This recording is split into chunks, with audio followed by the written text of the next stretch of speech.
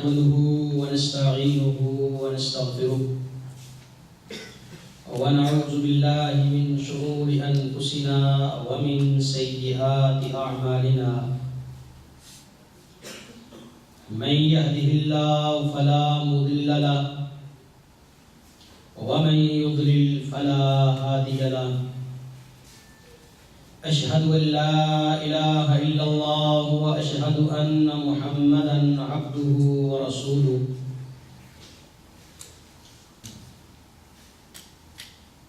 أما بعد فإن خير الحديث كتاب الله وخير الهدي هدي محمد صلى الله عليه وسلم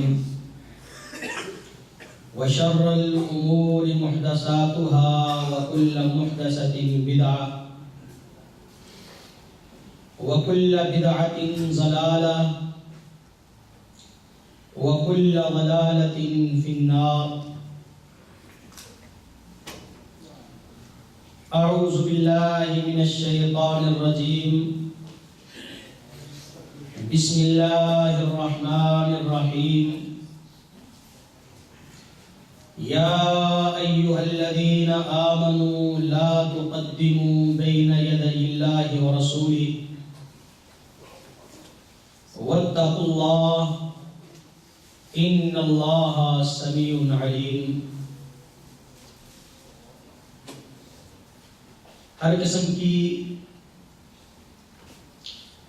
تعریفات و تحمیدات اللہ وحدہ لا شریک کے لیے خاص اور زیبا ہے، جس نے ہمیں انسان بنایا، مسلمان بنایا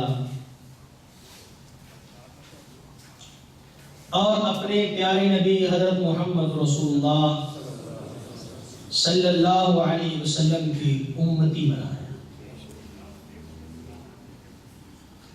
آپ کا تابع فرمان بنایا،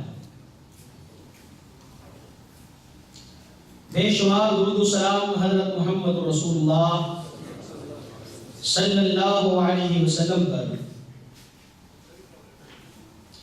جن کی انتھک کوششوں، محنتوں، ریاضتوں کے سبب یہ دین، یہ اسلام دنیا کے کونے کونے میں پھیلا، اور آج ہم مدینہ سے ہزاروں کلومیٹر دور پیدا ہونے والے لوگ بھی اپنے مسلمان ہونے پر فخر محسوس کرتے ہیں. حضرات، ہر مسلمان کا یہ عقیدہ ہے کہ اللہ رب العزت نے جو دین، جو اسلام حضرت محمد رسول اللہ صلی اللہ علیہ وسلم پر نازل فرمایا، اور جس طرح اللہ نے جبریل کے ذریعے پورے محفوظ طریقے سے مکمل دین نبی صلی اللہ علیہ وسلم تک پہنچایا ہے، اسی طرح وہ دین، وہ اسلام مکمل صورت میں ہم تک پہنچا، اس کے اندر کوئی کمی، کوئی کوتاہی، کوئی نقص، کوئی عیب نہ پہلے تھا نہ آج ہے. اسلام انسان کے لیے مکمل ضابطہ حیات ہے، انسانی زندگی کی کوئی ضرورت بلکہ انسان کے دل میں مچلنے والی کوئی خواہش ایسی نہیں جس کا حل قرآن مجید اور اللہ کے نبی محمد رسول اللہ صلی اللہ علیہ وسلم کی حدیث مبارکہ کے اندر موجود نہ ہو۔ اسلام انسان کی ہر خواہش پر اس کی رہنمائی کرتا ہے، ہر ضرورت کو پوری کرتا ہے، اور انسان کی ایک فطری ضرورت وہ انسان کا خوش ہونا ہے۔ انسان کسی بھی مذہب سے تعلق رکھتا ہو، کسی علاقے سے تعلق رکھتا ہو، کسی بھی زبان سے تعلق رکھتا ہو، لیکن انسان خوش ہونا چاہتا ہے، مسکرانا چاہتا ہے، ہنسنا چاہتا ہے، اور اپنی خوشی کے اظہار کے لیے مواقع چاہتا ہے۔ تو اسلام نے انسان کی اس فطری خواہش کی تکمیل کے لیے اس کے لیے عیدوں کا اور تقریبات کا پورا اہتمام کیا ہے، اور انسان کی فطرت میں یہ بات بھی ہے، انسان کی کمزوریوں میں ایک کمزوری یہ بھی ہے کہ انسان جب خوش ہوتا ہے تو اکثر و بیشتر اللہ کی حدود کو کراس کر جاتا ہے۔ اسی لیے تمام آسمانی ادیان نے جس طرح انسان کے لیے عیدوں کا تعین کیا، تہواروں کا تعین کیا، جس طرح خوشی کے مواقع مہیا کیے، اسی طرح خوشی منانے کا طریقہ اور سلیقہ بھی اس کو سکھایا، اور انسان کو ہمیشہ یہ تاکید کی کہ اپنی خوشی اس خوشی دینے والے اللہ کے آداب میں، اس کی فرما برداری میں اور اس کی متعین کردہ حدود کے اندر رہتے ہوئے منانی چاہیے۔ لیکن انسان دنیا میں آ کر اتنا شکر بے مہار ہوا کہ عیدیں اور تہوار کیا چیز تھے، اس سے اللہ کی مقدس اور محترم الہامی کتابیں بھی نہ بچ سکیں۔ جو کتاب آئی چند سالوں کے بعد انسان نے اس کے اندر رد و بدل کر کے اپنی خواہشات کی تکمیل کے راستے نکالے، ناجائز خواہشات کی تکمیل کے راستے، اور انہی میں ایک عیسائیوں کے ہاں کرسمس ڈے اور دوسرا انہی کے دیکھا دیکھی ہم مسلمانوں میں میلاد النبی کا اہتمام ہے، میلاد النبی کی تقریبات ہے۔ ایک کل گزر چکا، گزشتہ کل کلیساؤں میں گرجا گھروں میں چراغاں کیا گیا، بعض عبادات کا اہتمام کیا گیا، خوشی کی تقریبات کی گئی، اور ایک ہفتہ بعد مسلمان وہ ہی کچھ اپنی مساجد میں کریں گے جو کل عیسائی اپنے گرجا گھروں میں کر چکے ہیں۔ جس طرح وہ اسے اپنے نبی کی محبت کا نام دیتے ہیں، اسی طرح مسلمان عید میلاد النبی کو اپنے نبی کے ساتھ اپنی محبت کا نام دیتے ہیں۔ جس طرح وہ اپنے کرسمس ڈے کو انہوں نے عید کی شکل دے دی، اور ہم نے باقاعدہ میلاد النبی کے ساتھ عید لکھنا بھی شروع کر دیا۔ ہم چھوٹے چھوٹے ہوتے تھے اس وقت جشن میلاد النبی لکھا جاتا تھا، اور چند سالوں سے ہم دیکھ رہے ہیں کہ دیکھا کہ جشن کا لفظ تو غیر اسلامی ہے، اس کو ذرا اور اسلامی بنا دو، جشن کا لفظ کاٹ کے عید میلاد النبی کر دیا۔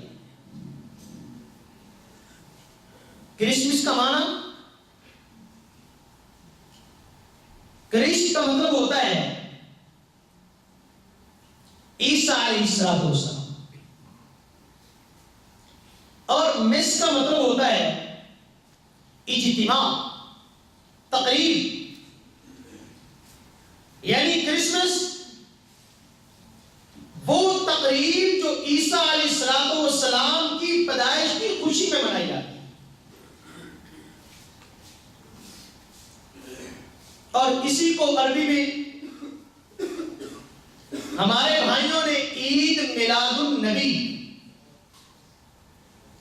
کہ نبی صلی اللہ علیہ وسلم کی پیدائش کی خوشی کی تقریبات۔ آج میں آپ بھائیوں کے صرف سامنے صرف یہ بات رکھنا چاہتا ہوں کہ دونوں میں آپس میں تعلق کیا ہے، دونوں کا آپس میں رشتہ کیا ہے، اور جب یہ بات واضح ہو جائے تو میرا خیال ہے پھر یہ بتانے کی ضرورت نہیں رہتی کہ یہ جائز ہے یا ناجائز ہے، اسلام ہے یا بدعت ہے۔ تو آئیے سب سے پہلے ہم عیسائیوں کی عید کرسمس پر بات کرتے ہیں۔ اللہ رب العزت نے سورۃ مائدہ میں ایک واقعہ بیان کیا ہے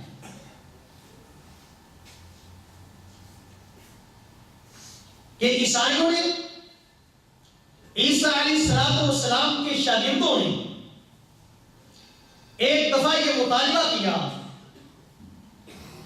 کہ اے عیسیٰ علیہ السلام،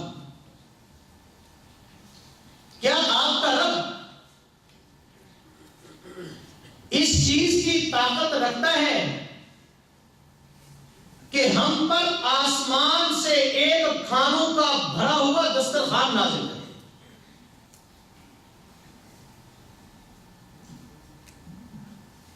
تو عیسیٰ علیہ السلام نے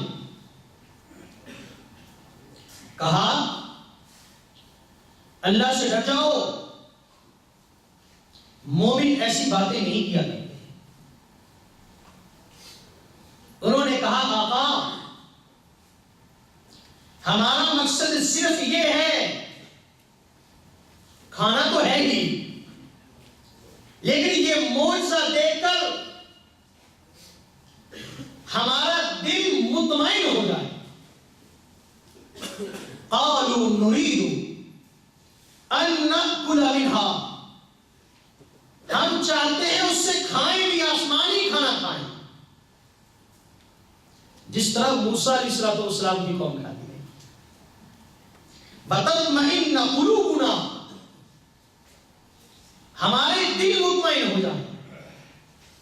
وَنَعْلَمَ أَن قَدْ صَدَقْتَنَا وَنَكُونَ عَلَيْهَا مِنَ الشَّاهِدِينَ، اور ہمیں یہ بھی پتہ چل جائے کہ آپ اللہ کے سچے نبی اور ہم اس کے گواہ بن جائیں۔ تب عیسیٰ علیہ السلام نے اللہ سے دعا کی قال عیسی ابن مریم اللہم ربنا انزل علینا مائدۃ من السماء، اے اللہ، اے ہمارے رب، ہم پر آسمان سے ایک مائدہ، ایک دسترخوان نازل کر،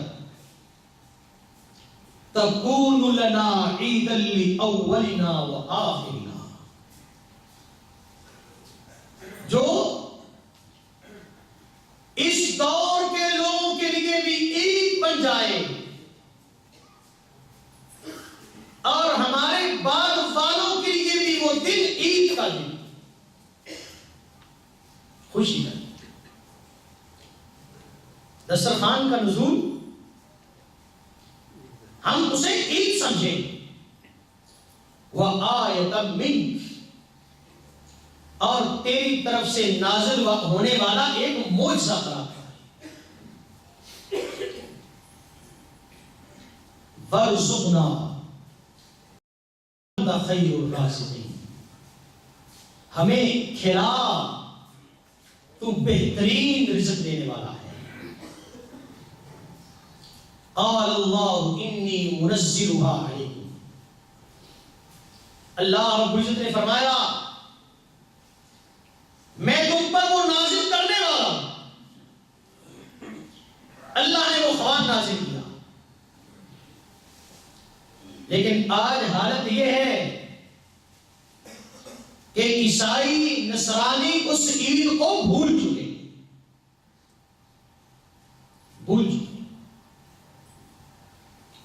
ان کو کچھ خبر نہیں کہ عیسیٰ علیہ السلام نے وہ عید کا جو دن دیا تھا وہ کون سا دن تھا۔ اور اب ہماری حالت بھی یہ ہے کہ عید الفطر اور عید الاضحیٰ پر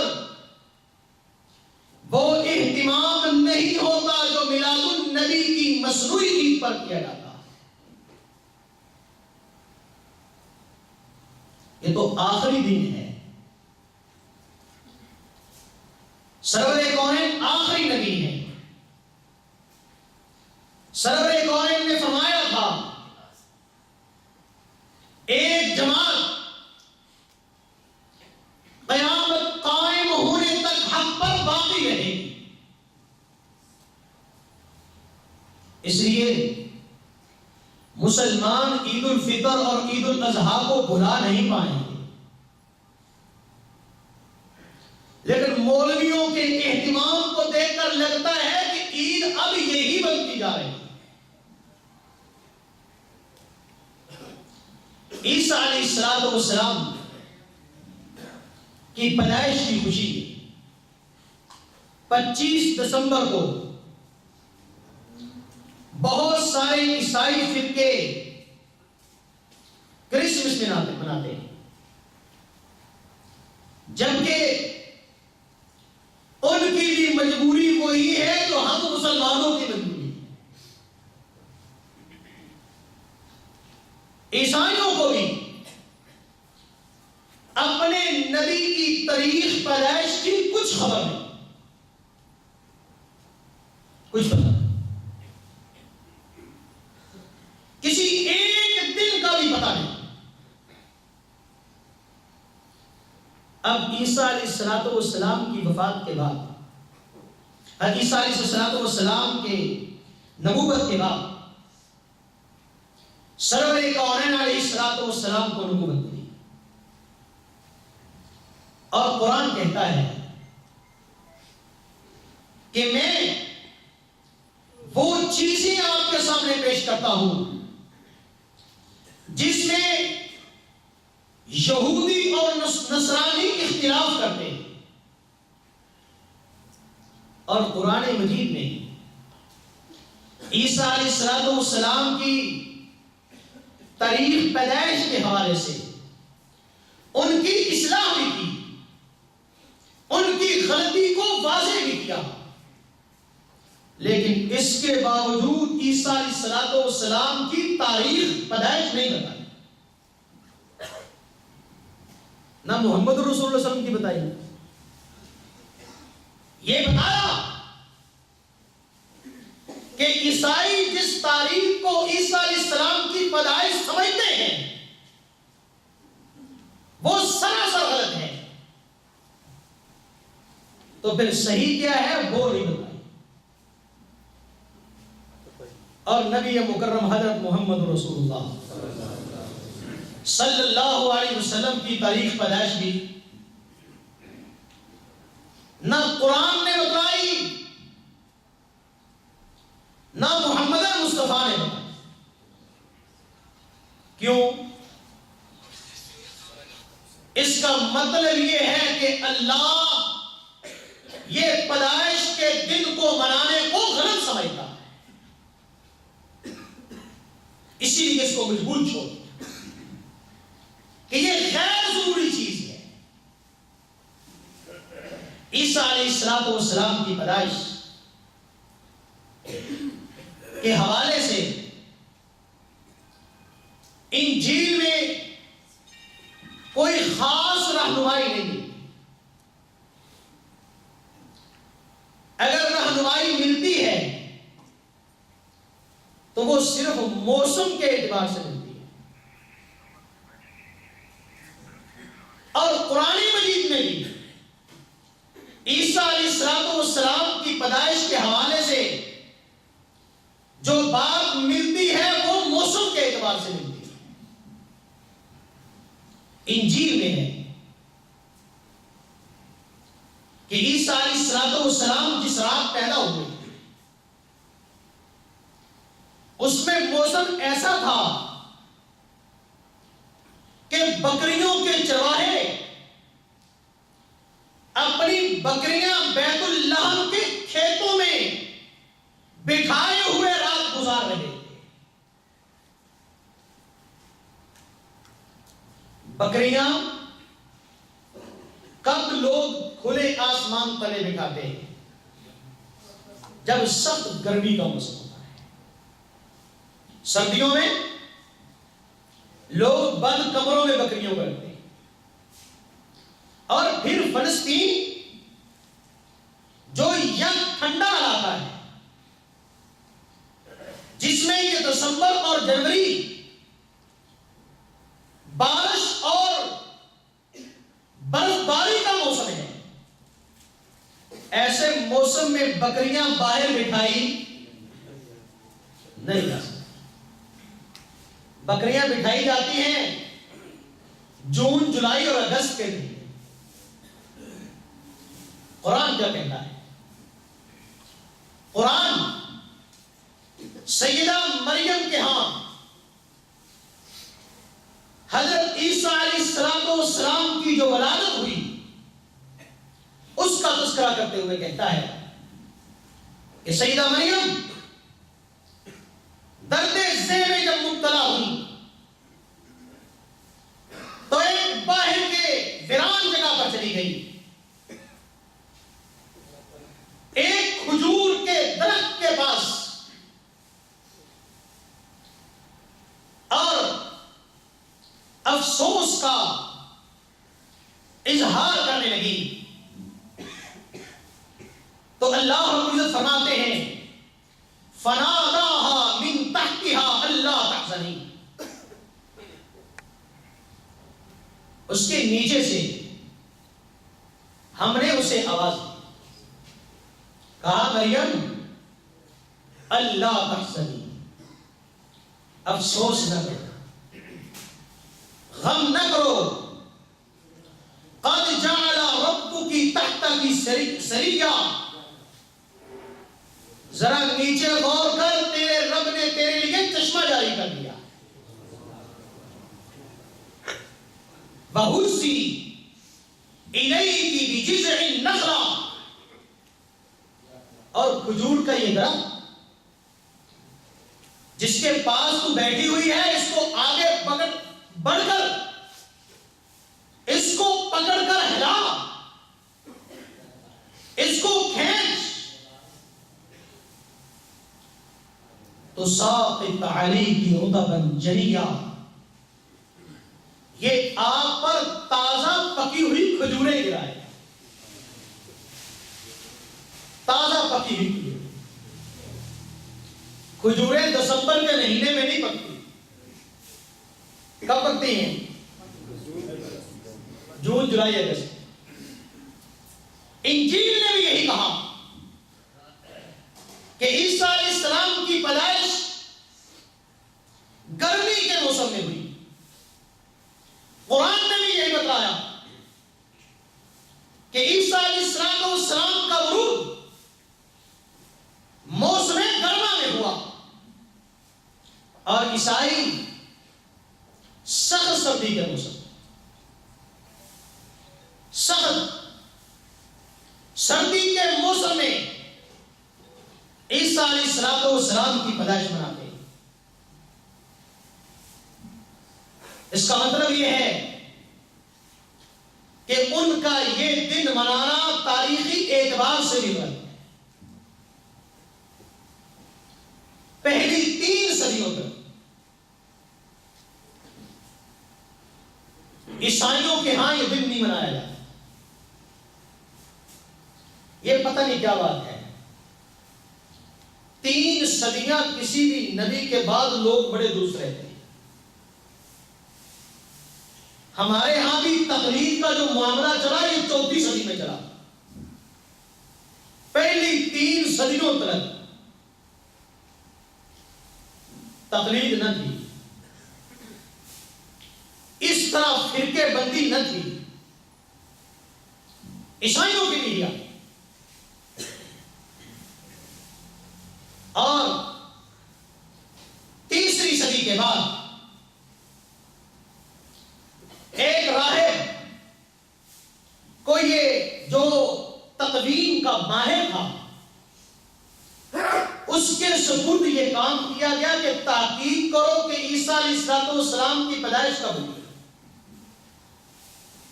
تاکہ ہم اس دن کو منانا چاہتے ہیں۔ اور کرسمس اور عید میلاد النبی میں یہ بات بھی مشترک ہے کہ اسے روم کے بادشاہ نے ایجاد کیا تھا، اور اسے موصل کے علاقے ہربل کے بادشاہ نے ایجاد کیا۔ دونوں بادشاہوں کی ایجاد، دونوں بادشاہ، وہ بھی پہلے نہ تھی، نہ عیسیٰ علیہ السلام نے اسے منایا، نہ عیسیٰ علیہ السلام کے حواریوں نے منایا۔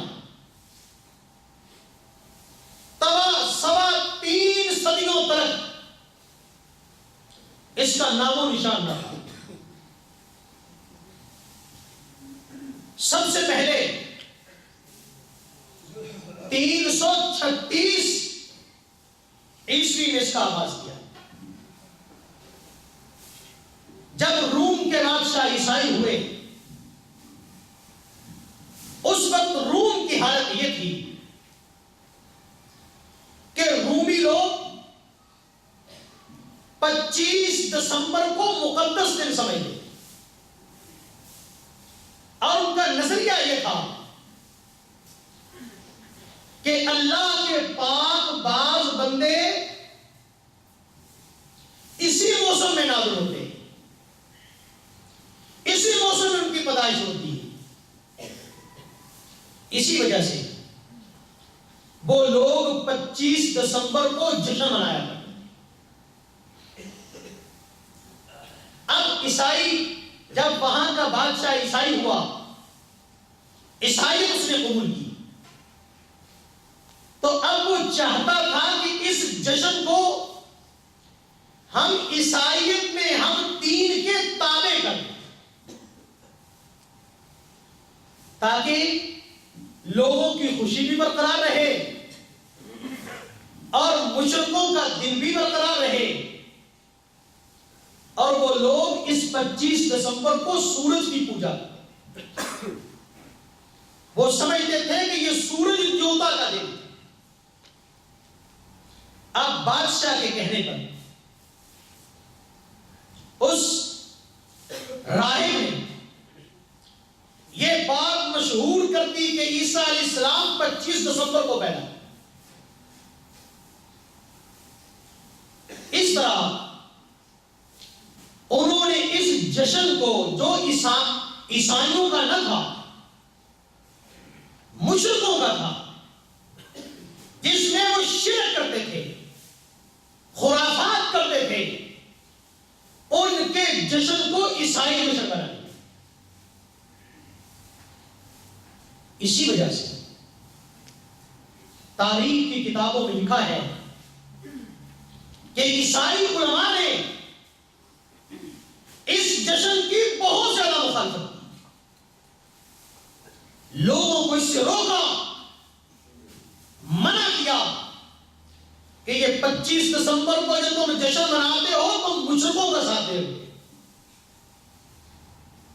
تم دین عیسوی میں بدعات ایجاد کر رہے ہو۔ اور پھر یہ بات بھی ذہن میں رکھیے، چونکہ عیسیٰ علیہ السلام کی پیدائش کی کسی کو خبر نہیں، اس لیے عیسائیوں کے مختلف فرقے مختلف دنوں میں کرسمس مناتے ہیں۔ رومن کیتھولک یہ 25 دسمبر کو مناتے ہیں، مشرقی آرتھوڈکس یہ 7 جنوری کو مناتے ہیں، اور آرمینیا کلیسا یہ 18 جنوری کو کرسمس مناتا ہے۔ کیوں؟ کہ ان کے پاس اپنے نبی کی تاریخ پیدائش نہیں ہے۔ جب عیسائیوں نے اپنی کتابوں میں،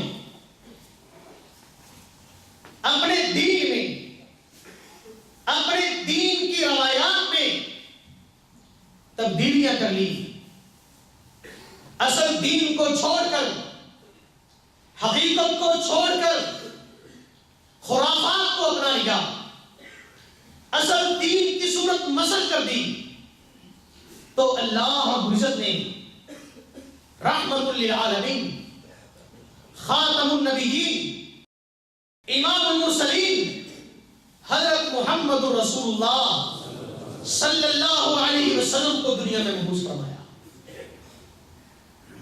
آپ تشریف لائے، قرآن اور حدیث کی صورت میں ایک ایسا دین انسانوں کو دیا جو پرانے ادیان میں سب سے مکمل تھا، مضبوط تھا، واضح تھا، اور قیامت تک کے لیے تھا۔ سرور کونین علیہ السلام نے جاتے ہوئے ارشاد فرمایا، ترکت فیکم امرین لن تضلوا ما تمسکتم بہما کتاب اللہ و سنتی۔ لوگوں میں جا رہا ہوں اور تمہیں ہدایت کے لیے 2 چیزیں لے کے جا رہا ہوں،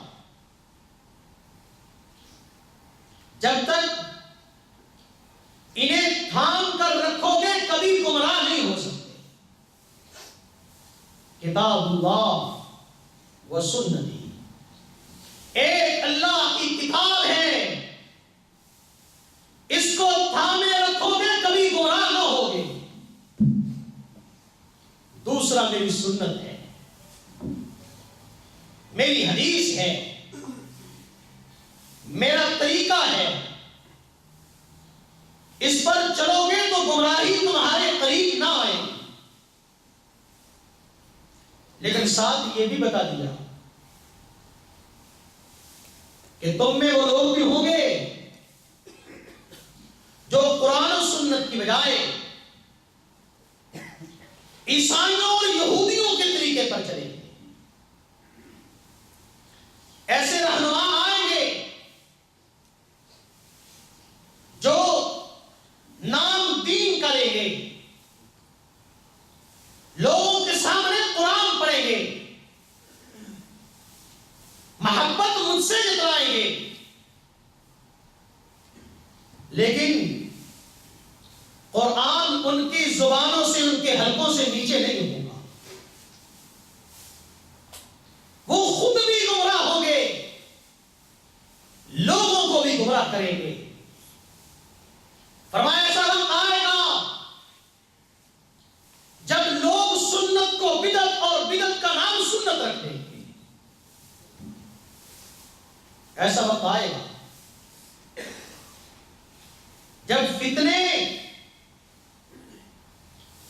اس طرح تم پر ٹوٹ پڑیں گے، اس طرح نازل ہوں گے، جس طرح ہاتھ ٹوٹ جائے تو اس کے دانے ایک دوسرے کے پیچھے تیزی سے گرتے ہیں، اس طرح تم پر فتنے آئیں. وہ فتنے دنیا کے نہیں، دین کے. کیوں؟ فرمایا ان فتنوں کی طاقت کا اندازہ اس سے لگاؤ کہ ایک آدمی صبح مسلمان ہوگا، شام ہونے سے پہلے کافر ہو چکا ہوگا. رات کو مسلمان ہوگا لیکن صبح ہونے سے پہلے کسی فتنے میں مبتلا ہو کر کفر کا ارتکاب کر چکا ہوگا. گمراہیاں آئیں گی، فتنے آئیں گے. ایک حدیث میں ہے ان فتنوں کی خبر سیدنا جبریل علیہ السلام نے دی. آقا پریشان ہو گئے، جبریل اتنے فتنے؟ فرمایا ہاں اتنے فتنے ہوں گے. سرور کونین پریشان ہوئے، پوچھا جبریل جب میری امت پر اتنے فتنے ٹوٹ پڑیں گے، ان فتنوں کے ماحول میں، فتنوں کے دور میں لوگوں کی رہنمائی کرنے والی کون سی چیز ہوگی؟ تو جبریل نے کہا اللہ کے نبی وہ ایک چیز رب کا قرآن ہوگا، جو اس کو تھامے گا وہ ہر فتنے سے محفوظ نکل جائے. اور سرور کونین علیہ السلام نے جاتے ہوئے کہا تھا لوگوں میرے بعد جو لوگ زندہ رہیں گے وہ مختلف فتنے دیکھیں گے. اللہ کے نبی جب فتنے ہوں تو پھر کیا کریں؟ فرمایا علیکم بسنتی وسنت الخلفاء الراشدین المہدیین. لوگوں فتنوں سے بچنا ہے تو میرے طریقے کو تھام کے رکھنا، میرے خلفاء راشدین کے طریقے کو تھام لینا. یہی وہ چیز ہے. قرآن سنت جو پہلے دور میں بھی فتنوں سے بچا سکتی تھی، اور آج بھی اصل دین قرآن و سنت کا نام ہے.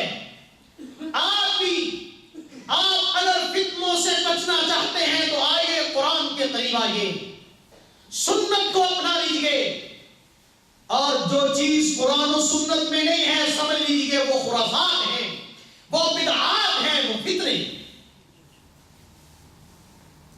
اس لیے قرآن ہے جو فتنوں سے پاک ہے. حدیث ہے جو بدعات سے پاک اور مبرہ ہے. نبی علیہ السلام کے بعد کتنی دیر تک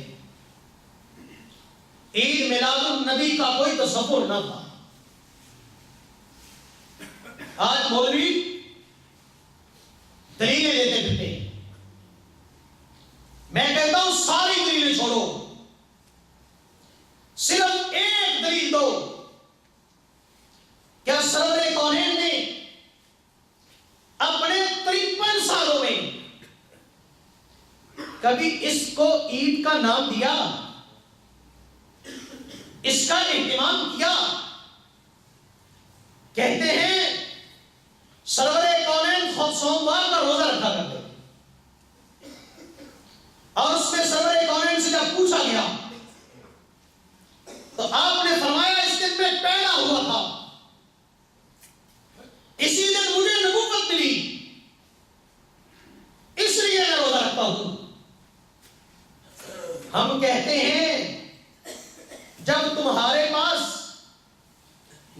کی پیدائش منانے کا ایک نبوی طریقہ موجود ہے، اس پر عمل کیوں نہیں کرتے؟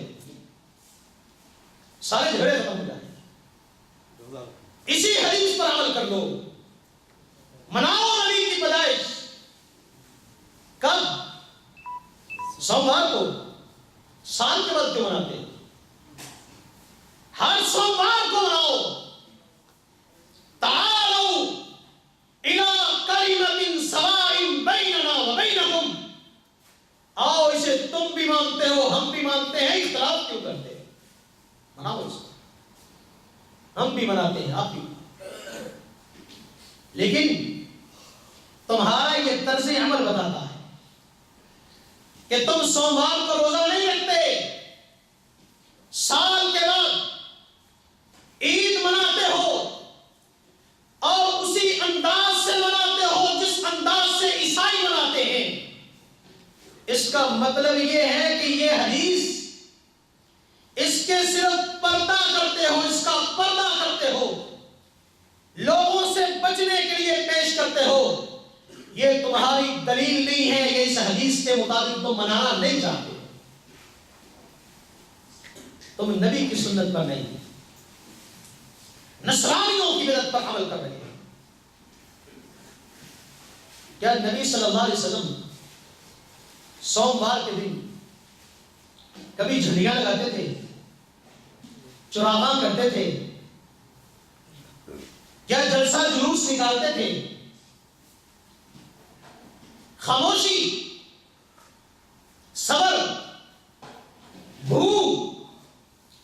اب اس سنت پر، اس سنت کے مطابق میلاد مولوی نہیں مناتا، اور میرا چیلنج ہے یہ کبھی قیامت تک اس کے مطابق منائے گا نہیں۔ بھائیوں کو یاد ہوگا میں نے ایک بات یہیں پر کہی تھی کہ ہر بدعت کسی فرقے کی نکالی ہوئی بدعت ہو، کسی دین والوں کی بدعت ہو، کسی مذہب کے ماننے والوں کی بدعت ہو، اس کی تحقیق کرو گے تو اس بدعت کا تعلق مولوی کے پیٹ کے ساتھ ہے۔ تحقیق کرتے ہیں۔ اب سوموار کا روزہ رکھنے سے تو تکلیف ہوتی ہے، اس لیے دلیل اس کو مناتے عیسائیوں کے طریقے پر۔ آئیے سب سے پہلی بات تو یہ کہ تم 12 ربیع الاول کو میلاد مناتے ہو، اس کی دلیل کیا ہے کہ سرور کونین 12 ربیع الاول کو پیدا ہوا؟ ایک بات پر سب کا اتفاق ہے کہ سرور کونین سوموار کے دن پیدا ہوا۔ کیوں اتفاق ہے؟ کہ زندگی میں ایک بار، زندگی میں ایک بار یہ بات سرور کونین کی زبان اقدس سے نکلی تھی کہ میں سوموار کے دن پیدا ہوا۔ ایک بار سرور کونین کی زبان اقدس سے ایک دفعہ بات نکل جائے، اختلاف مٹ جاتا۔ اگر نبی مکرم یہ بھی بتلا دیتے کہ میں کس تاریخ کو پیدا ہوا ہوں تو اختلاف مٹ جاتا۔ جس طرح سوموار کے دن کے بارے میں کوئی اختلاف نہیں، لیکن سرور کونین نے نہیں بتایا، اور اگر منایا ہوتا تو تب بھی اختلاف۔ ایک دلیل دے کہ سرور کونین نے اپنی 63 سالہ زندگی اس کو منایا ہو۔ ابو بکر صدیق جن کے بارے میں سرور کونین نے کہا تھا لوگوں فتنوں سے بچنا ہے، میرے خلفاء کی سنت کو تھام لینا، ابو بکر صدیق کی خلافت میں 3 مرتبہ یہ گنایا، حضرت عمر کی خلافت میں 10 مرتبہ آیا، حضرت عثمان کی خلافت میں میں 12 مرتبہ آیا، حضرت علی کی خلافت میں 4 مرتبہ آیا، حضرت حسن کی خلافت میں 1 مرتبہ آیا، حضرت امیر معاویہ کی خلافت میں 20 مرتبہ آیا۔ بس ایک دلیل دے دو، ایک دلیل پہ ہمارا اور تمہارا فیصلہ ہو جائے گا۔ ان میں سے کسی ایک نے نہیں منایا تو کیوں نہیں منایا؟ اور اگر منایا ہے تو منانے کی ایک دلیل ہے۔ تم خود کہتے ہو انہوں نے نہیں منایا، پھر کیوں مناتے ہو؟ مولوی ادھر ادھر کی دلیلیں اکٹھی کرتا ہے۔ خوشی منانی چاہیے، اللہ کی نعمت پر خوش ہونا چاہیے۔ نبی صلی اللہ علیہ وسلم اللہ کی نعمت ہے، اس پر خوشی کا اظہار کرنا چاہیے۔ کہتے ہیں ان ساری دلیلوں کا ہم نے نچوڑ نکال کے عید میلاد النبی جان دی۔ میں نے کہا میرے پاس بھی 2 دلیلیں ہیں، ان کا بھی ذرا نچوڑ نکال لیجیے، ان دونوں کو بھی جمع کر لیجیے اور درمیانہ راستہ اختیار کر لیجیے۔ تم اتنی ساری دلیلوں کو لے کر درمیانہ راستہ نکالتے ہو۔ میں نے کہا ایک حدیث میں یہ ہے کہ نبی صلی اللہ علیہ وسلم باہر جنگل میں صحرا میں جا کر پیشاب پخانہ کرتے، ایک روایت میں یہ ہے کہ نبی صلی اللہ علیہ وسلم گھر کے باتھ روم میں بھی قضائے حاجت کر لیتے۔ اب دونوں کو جمع کر کے تم گھر کے باہر شروع کر لو، جمع کر لیا۔ نبی صلی اللہ علیہ وسلم قمیض پہنتے تھے، شلوار پہنتے تھے، چادر باندھتے تھے، تم دونوں کو ملا کر کوئی تیسرا لباس نکال لو، یہ بھی کوئی بات ہے؟ کہ سب کچھ بھائی اتنا واضح معاملہ ہے تو اس کے لیے واضح دلیل بھی ہونی چاہیے۔ تو واضح دلیل کیسے ہوگی کہ نبی صلی اللہ علیہ وسلم کی تاریخ پیدائش کی معلوم ہے۔ آئیے امام ابن کثیر رحمہ اللہ فرماتے ہیں، اپنی تاریخ کی کتاب میں لکھتے ہیں کہ اس میں کوئی اختلاف نہیں کہ سرور کونین سوموار کو پیدا ہوئے، لیکن تاریخ میں بہت اختلاف۔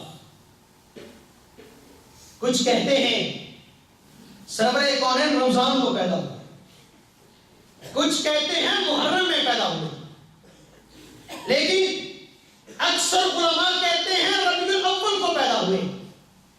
امام ابن کثیر فرماتے ہیں آگے اختلاف یہ ہے کہ ربیع الاول کی کس تاریخ کو پیدا ہوئے، اس کے شروع میں، درمیان میں، آخر میں۔ تو فرماتے ہیں کچھ مورخین کہتے ہیں 2 تاریخ کو پیدا ہوئے، کسی نے کہا 8 تاریخ کو پیدا ہوئے، کسی نے کہا 10 تاریخ کو پیدا ہوئے، کسی نے کہا 12 تاریخ کو، کوئی 17 کہتا ہے، کوئی 18 ربیع الاول کہتا ہے، اور کوئی 22 ربیع الاول کہتا ہے، اور کچھ 9 ربیع الاول کہتے ہیں، اور خود احمد رضا خان صاحب 8 ربیع الاول کہتے ہیں۔ ذرا سوچئے ان میں سے کس دن منایا جائے؟ ایک اتنا اختلاف کیوں ہے؟ مہینے میں بھی اختلاف، تاریخ میں بھی اختلاف۔ اگر سرور کونین ایک مرتبہ منا لیتے یہ سارے اختلاف ختم ہو جاتے۔ لیکن حیرت کی بات کہ سرور کونین کی تاریخ پیدائش میں اختلاف ہے، لیکن سرور کونین کی وفات میں ساری امت کا اتفاق کیا کہ 12 ربیع الاول کو، اور پاکستان میں لوگ اس کو یوم وفات ہی کہا کرتے ہیں۔ یہ میرے سامنے پشاور سے شائع ہونے والا روزنامہ مشرق، اس کے اشعار، بس کہ یہ لاہور سے بھی چھپتا تھا، اس کی 26 جولائی 1984 اس کی ایک خبر آپ کے سامنے رکھتا ہوں. صحابی لکھتا ہے کہ یہ دن اس سے پہلے یوم وفات کے نام سے منسوب تھا. پھر انجمن نعمانیہ ٹکسالی گیٹ لاہور ان کے زیر اہتمام علماء بریلویہ کا اجتماع ہوا، جس اجتماع میں پیر جماعت علی شاہ، مولانا محمد بخش مسلم، نور بخش توکلی اور دیگر علماء نے ایک قرارداد کے ذریعے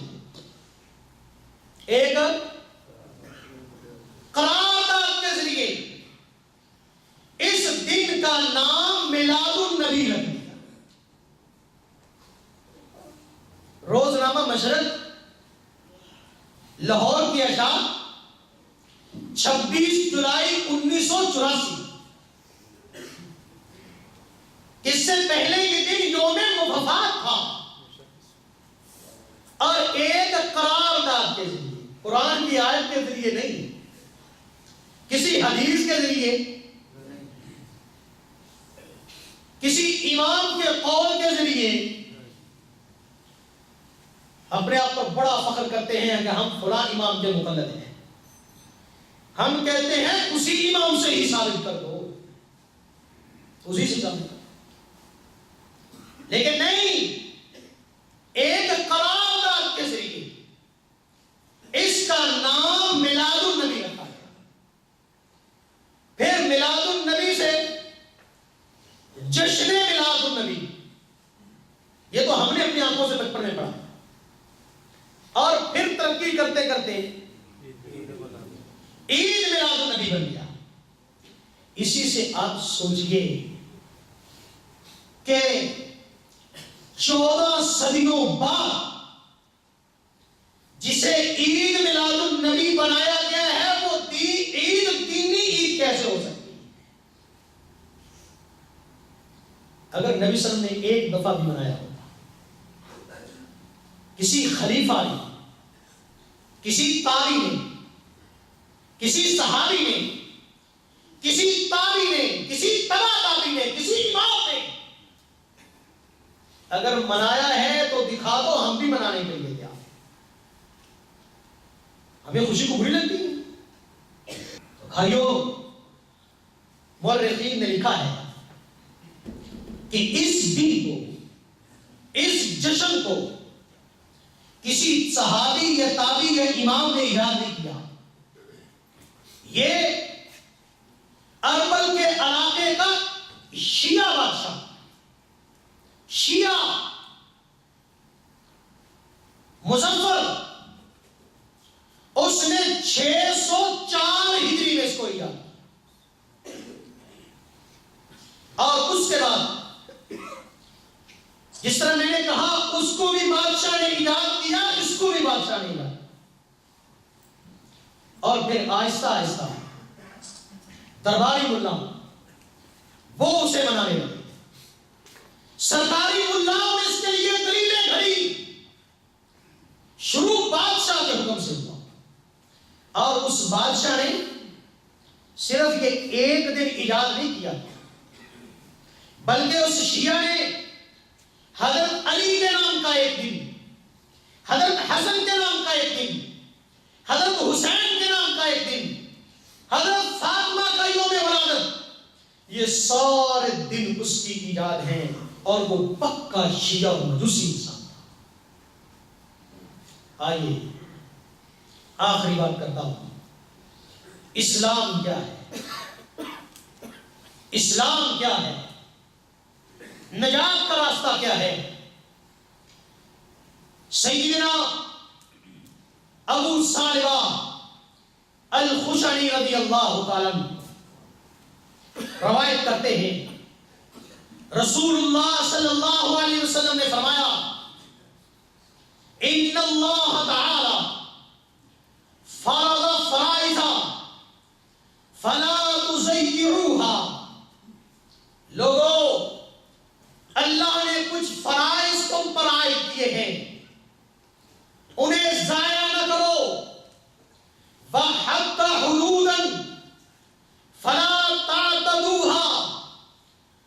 حدیں مقرر کی ہیں انہیں کراس نہ کرو، انہیں پھیلاؤ نہیں، ان سے تجاوز نہ کرو. وَنَهَا عَنْ أَشْيَاءَ فَلَا تَنْتَهِكُوهَا، کچھ چیزوں سے تمہیں منع کیا ہے ان کا ارتکاب نہ کرو. اور چوتھی چیز وَسَكَتَ عَنْ أَشْيَاءَ مِنْ غَيْرِ نِسْيَانٍ لَهَا، اور کچھ چیزوں سے خاموشی اختیار کی ہے، بھول کر نہیں. اللہ بھولتا نہیں ہے، اللہ بھولتا نہیں، کوئی بات بیان کرنے سے شرماتا نہیں. اللہ نے بغیر بھولے کچھ چیزوں کا تذکرہ نہیں کیا. رحمتاً لکم، تم پر شفقت کرتے ہوئے، رحمت کرتے ہوئے. فلا تبحثوا عنہا، انہیں تلاش مت کرو، انہیں قریدو نہیں، اس میں بحث مباحثہ نہ کرو. دین یہی ہے، جو فرائض ہیں انہیں ادا کرو، جن چیزوں سے منع کیا ہے انہیں چھوڑ دو، جو حدود ہیں انہیں کراس نہ کرو، اور جن چیزوں کا دین میں تذکرہ نہیں انہیں چھوڑ دو. یہی دین ہے، یہی راہ نجات ہے. وآخر دعوانا